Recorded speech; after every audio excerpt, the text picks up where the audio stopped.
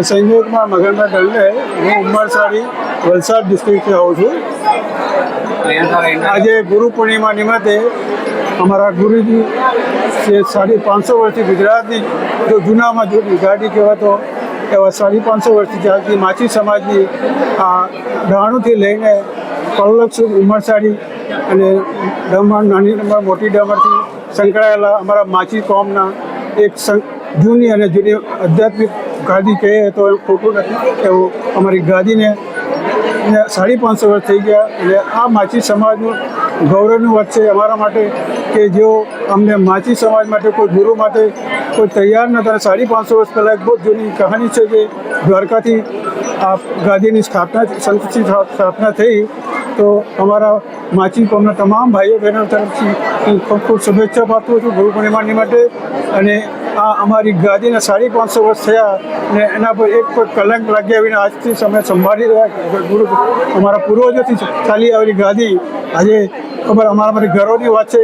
અને આ સાથે હું સૌ ભાઈ ભક્તોને વિનંતી કરું છું કે સર્વે આપના અમારા ગુરુજીના આશીર્વાદ લઈ અમે કૃતજ્ઞ બનીએ એવી આશા સાથે વિનંતી છું. નમસ્કાર, મારું નામ ખુશ્બુબેન જવાહરલાલ ટંડેલ છે. હું ઉમરસાડી માછીવાડના સરપંચ તરીકે ફરજ બજાવી રહી છું. આજ રોજ ગુરુ પૂર્ણિમા નિમિત્તે અમારા માછી સમાજની 500 વર્ષ પૂર્વની ગાદી જે આપણા પૂર્વજોએ આજ સુધી સાચવી રાખી છે અને આટલા વર્ષ સુધી જૂની જે ગાદી છે એ ગાદી માટે એમના દર્શન આજે ગુરુ પૂર્ણિમાના દિવસે આજ રોજ અમારા ગામ તરફથી તથા દાણુથી લઈને પલ્લક ગામ, દમણ ગામ દરેક અને અલગ અલગ ટંડેલ સમાજ, માછી સમાજના ગામ લોકો અહીં ગુરુ પૂર્ણિમાની ઉજવણી કરવા માટે ઉપસ્થિત થયા છે. પૂજ્ય ગુરુજીના ચરણોમાં વંદન કરી આજ રોજ અહીં દરેક ભક્તજનો કંઠી ધારણ કરીને ગુરુ પૂર્ણિમા તથા ગુરુજીની દર્શન કરીને આ લાભો લઈ રહ્યા છે. અને આજ રોજ ડાકોર ખાતે ખૂબ જ ભવ્ય ઉજવણી થઈ રહી છે. શ્રી રણછોડરાયજીના દર્શનાર્થે આજે લોકો પડાપડી કરી રહ્યા છે તથા આ ગુરુ પૂર્ણિમાની ઉજવણી નિમિત્તે સર્વ ભાવિક ભક્તોને નમસ્કાર. ખૂબ ખૂબ શુભ ગુરુ પૂર્ણિમા.